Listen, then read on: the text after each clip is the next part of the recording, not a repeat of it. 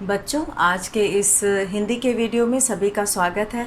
आज हम लोग कक्षा 8 की हिंदी की पुस्तक वसंत भाग 3 का पाठ 11 जब सिनेमा ने बोलना सीखा पढ़ेंगे। पहले जो सिनेमा बनते थे उसमें आवाज़ नहीं होती थी और केवल अभिनय किया जाता था, लेकिन जब फिल्मों में आवाज़ भी सुनाई देने लगी, आवाज़ को भी सुनाने के लिए बहुत कोशिश की गई और उसमें बहुत सारी तकनीकी चीज़ों का प्रयोग किया गया। और फिर उसमें जो है किस तरह से सिनेमा में हमें आवाज़ भी सुनने को मिलने लगा, इसके बारे में इस पाठ में बताया गया है। तो यहाँ पर हम लोग शुरू करते हैं। पहला अनुच्छेद, वे सभी सजीव हैं, सांस ले रहे हैं और 100% बोल रहे हैं। 78 मुर्दा इंसान जिंदा हो गए, उनको बोलते बातें करते देखो। तो यहाँ पर वे सभी सजीव हैं अर्थात जीते जागते हैं। यहाँ पर सजीव का मतलब है सजीव, जीते जागते, जीते जागते, और सांस ले रहे हैं, 100% बोल रहे हैं। 100% का मतलब है पूरी तरह से, 100% पूरी तरह से।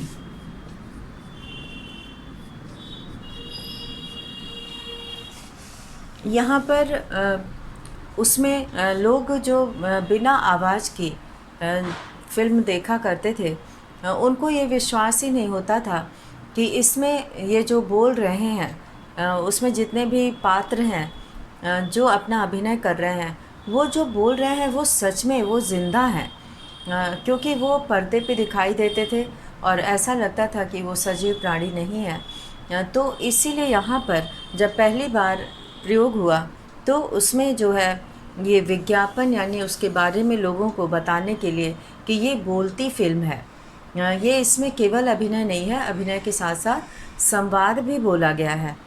तो उनको बोलते और बातें करते देखो। 78 का मतलब होता है 78, मुर्दा इंसान ज़िंदा हो गए, अर्थात जो पहले के सिनेमा में, पहले के फिल्मों में जो केवल अभिनय करते थे वो आज सजीव हो गए हैं, अर्थात केवल अभिनय नहीं करते हैं, उसके साथ साथ बोलते भी हैं। जैसे कि एक आम आदमी जो है वो बोलता है, तो इस तरह से वो सजीव दिखाई देता है।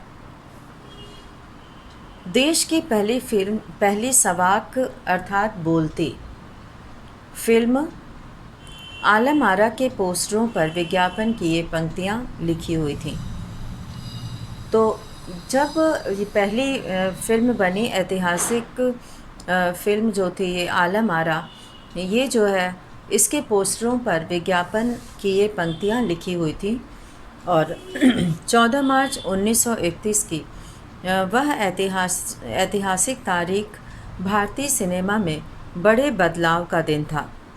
ऐतिहासिक तारीख यानी इतिहास संबंधी,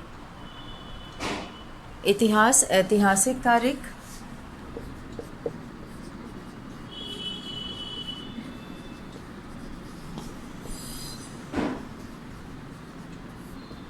इतिहास संबंधी।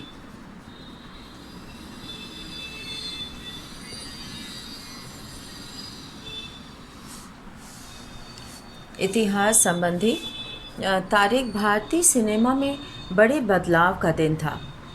इसी दिन पहली बार भारत के सिनेमा ने बोलना सीखा था।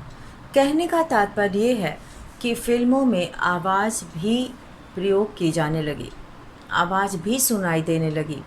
इसीलिए इसमें कहा गया है कि सिनेमा ने बोलना सीखा, अर्थात पहली फिल्म थी जिसमें कि पात्र जितने भी उसमें हीरो हीरोइन थे, अभिनयकर्ता, नेता, जो अभिनेता थे, वो सब जो है वो बोल रहे थे।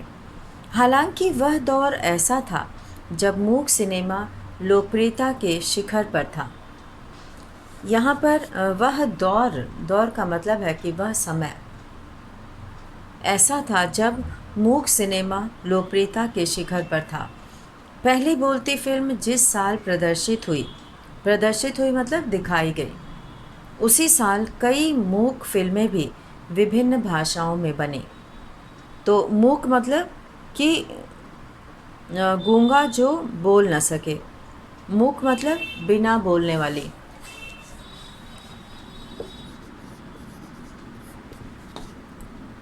मूक का मतलब होता है कि गूंगा जो बोल ना सके।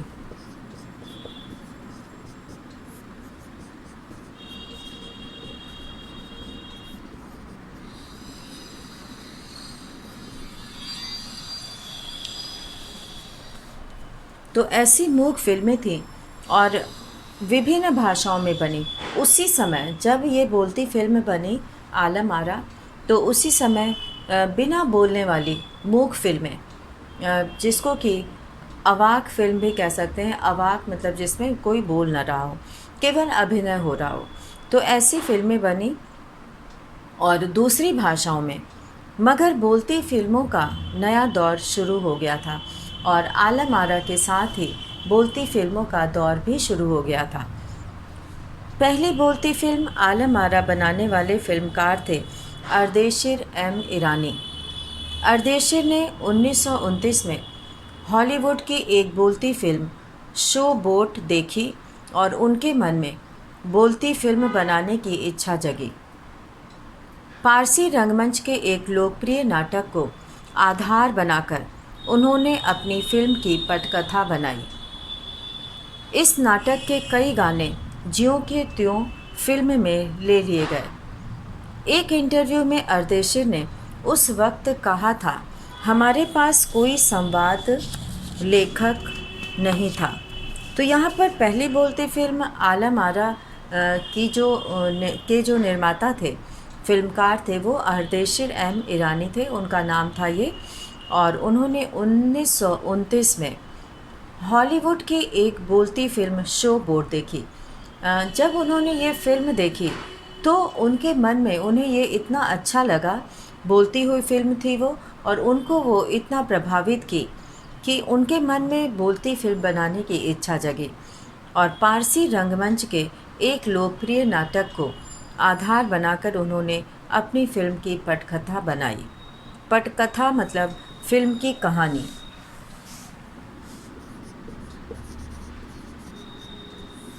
पटकथा फिल्म की कहानी।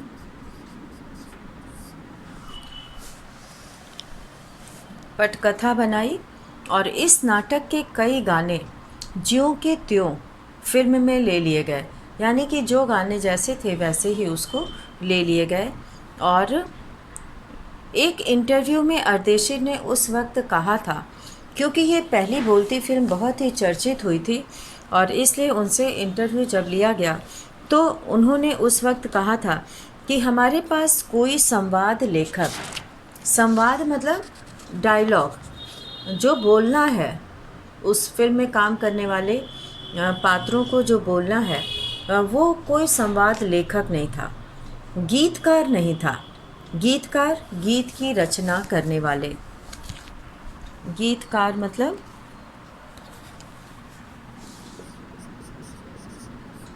गीतकार गीत की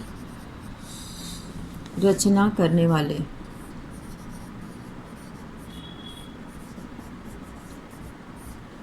गीत की रचना करने वाले गीतकार नहीं थे उनके पास, संगीतकार नहीं था और उनके पास संगीतकार भी नहीं थे।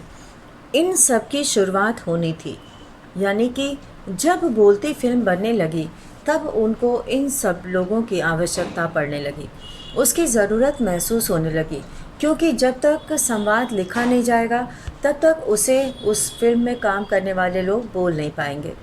और उसी के साथ जब ध्वनि सुनाई दे रही है, आवाज़ सुनाई दे रही है, तो गाने के साथ म्यूज़िक की भी ज़रूरत थी, संगीत की भी ज़रूरत थी।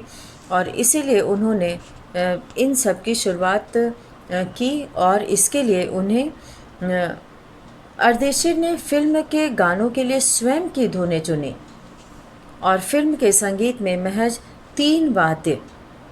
महज मतलब मात्र, केवल। महज, मात्र, केवल। मात्र केवल तीन वाद्य। महज का अर्थ है मात्र केवल तीन वाद्य। तो इस तरह से उन्होंने इस फिल्म में अपनी ही बनाई हुई धुनें चुनी और फिल्म के संगीत में महज तीन वाद्य, तबला, हारमोनियम और वायलिन का इस्तेमाल किया गया। आलम आरा में संगीतकार या गीतकार में स्वतंत्र रूप से किसी का नाम नहीं डाला गया। इस फिल्म में पहले पार्श्व गायक बने W.M. खान। इस फिल्म में पहले पार्श्व गायक बने W.M. खान और पहला गाना था दे दे खुदा के नाम पर प्यारे, अगर देने की ताकत है। ये गाना सुना जा सकता है अभी भी। अगर इस गाने के बोल जो है वो सर्च किए जाएं तो ये सुना जा सकता है गाना। तो पहला गाना इन्होंने जो है ये था दे दे खुदा के नाम पर प्यारे, अगर देने की ताकत है। तो पार्श्व गायक कहते हैं पर्दे के पीछे से गाने वाले। पार्श्व गायक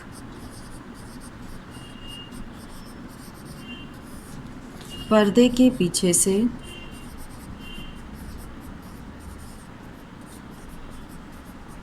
गाने वाले।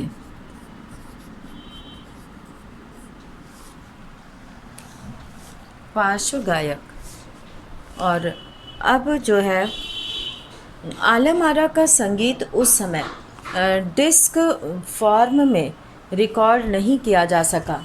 आलम आरा का संगीत जो है उस समय डिस्क फॉर्म कहते हैं कि तवा यानी कि सीडी के रूप में, डिस्क यानी सीडी के रूप में रिकॉर्ड नहीं किया जा सका। फिल्म की शूटिंग शुरू हुई तो साउंड के कारण ही इसकी शूटिंग रात में करनी पड़ती थी। मूक युग की अधिकतर फिल्मों को दिन के प्रकाश में शूट कर लिया जाता था, मगर आलम आरा की शूटिंग रात में होने के कारण इसमें कृत्रिम प्रकाश व्यवस्था करनी पड़ी। यहीं से प्रकाश प्रणाली बनी जो आगे फिल्म निर्माण का ज़रूरी हिस्सा बनी। तो यहाँ पर अधिकतर जो है वो दिन के वक्त शोरगुल के कारण, आवाज़ के कारण शूटिंग नहीं हो पाती थी और इसीलिए आलम आरा की शूटिंग रात में होने के कारण कृत्रिम प्रकाश व्यवस्था यानी बनावटी प्रकाश का, बिजली से चलने वाले जो बल्ब वगैरह होते हैं उसका प्रयोग किया जाने लगा। तो इससे जो है यहीं से प्रकाश प्रणाली बनी जो आगे, प्रणाली मतलब नियम या तरीका, प्रकाश का तरीका यानी कि बिजली से बल्ब जलाकर, लाइट जलाकर काम करना। और आलम आरा ने भविष्य में कई स्टार और तकनीशियन तो दिए ही, अर्देशीर की कंपनी तक ने भारतीय सिनेमा के लिए 150 से अधिक मूक और लगभग 100 सवाक फिल्में बनाईं। और अर्देशीर की कंपनी जो थी वो भारतीय सिनेमा के लिए 150 से अधिक मूक और लगभग 100 सवाक फिल्में बनाईं। यहाँ पर बगल में ये चित्र बना हुआ है इम्पेरियल मोविशन, यहाँ पे आलम आरा का दिया हुआ है और सिनेमा मैजेस्टिक। तो आलम आरा फिल्म जो है वो अरेबियन नाइट्स जैसी फैंटेसी फिल्म थी। फैंटेसी मतलब मौज मस्ती से भरी हुई। फैंटेसी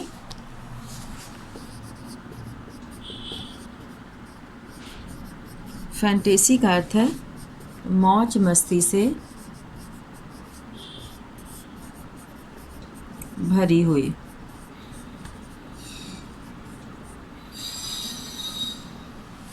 मौज मस्ती से भरी हुई। तो इस तरह से फिल्म ने हिंदी उर्दू के मेल वाली हिंदुस्तानी भाषा को लोकप्रिय बनाया और इसमें गीत, संगीत तथा नृत्य के अनोखे संयोजन थे। संयोजन मतलब मिला जुला रूप, गीत और नृत्य का मिला जुला रूप था। संयोजन मतलब मिला जुला रूप। संयोजन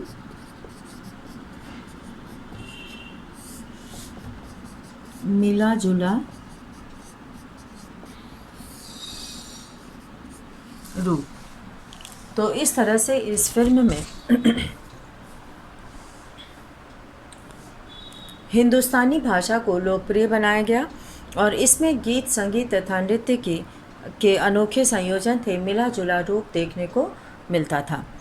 फिल्म की नायिका जुबैदा थी और नायक थे विट्ठल। वे उस दौर के सर्वाधिक पारिश्रमिक पाने वाले स्टार थे, यानी कि काम के बदले सबसे अधिक पैसा इनको मिलता था। उनके चयन को लेकर भी एक किस्सा काफ़ी चर्चित है। चर्चित है मतलब मशहूर है, प्रसिद्ध है। चर्चित का मतलब है प्रसिद्ध, चर्चित, मशहूर या चर्चित। तो ये जो है ये बहुत चर्चित है, मशहूर है।